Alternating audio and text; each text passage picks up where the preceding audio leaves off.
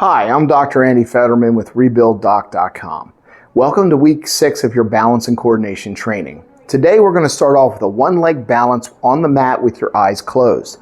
Again, to build up to this, we're looking for 30 seconds to a minute for each leg that we're doing, but build up if you can't do that many seconds. But when you're doing this, also make sure you have a chair, a wall, a cane, something that can help you counterbalance yourself in case you lose balance as you're doing this. So, you're going to step with one foot onto the mat. You're going to lift your foot up.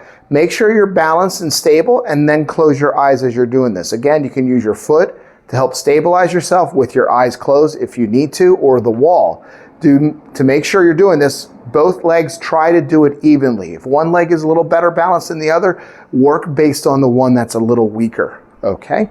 Our next exercise we're going to do will require our medicine ball. What we're going to do is we're going to hold this. Last week we did it with picking it off the ground. We're going to hold on to it the whole time. Feet are shoulder width apart. Toes are slightly pointed out.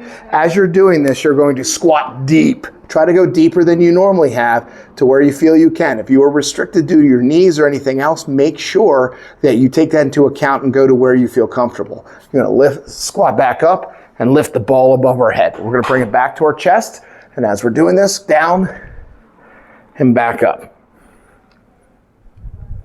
Just like so. From the side view, again, we're moving with our hips first, and then we're keeping the weight and pressure on the outer part of our feet so we can clear our hips to get as deep as we can to go up. If you're only able to get here, we're going to here. I understand you might have some restrictions, then that is okay as we're working through this. Next, we're going to be doing banded push-outs. You're going to use your large exercise band, and you're going to wrap it around a pole, whether you have it in your basement or off a banister for your railings, anywhere, that you can have a handle or something that could be fixed in place so it doesn't move and anchor the band against it. We're going to keep our feet about shoulder width apart, and you can see there's tension in the band, so we're going to take our one hand, our lead hand here, wrap it around the band, and then cup the other hand like so. As what we're going to do here is we're going to push out, hold our core, and push back in. We're going to do 5 to 10 reps each side. Not to turn my back, but then I would switch my hands here, and go from this side and push out. I want you to take a nice slow pace with this and pause at the end and pause on your way back in to keep it under control the whole time. We're then going to go to a banded walkout. With this, same grip as we did with our push-outs. Hand's going to grab here, hand goes around here, and you're going to go parallel to your anchor point, and you're going to take 6-inch steps. We're going to start where the band does not have tension, and then we're going to take a 6-inch step out. And we want to keep this band close to our body as we're doing this exercise. As you can see, the band is going to get tougher and stronger and pull more resistance. So you want to go 5 to 10 steps depending on how big the steps you're taking. Then you're going to walk it back. Try not to let the band pull you back as you're going back to rest position. You're going to do 5 to 10 out and back for steps. Do it 3 or 4 times. You're going to then switch your hands like we did with the push-outs. Switch over here, and then again, 6-inch steps as we're going outwards and then back. Our next exercise we're going to do is now a walking lunge.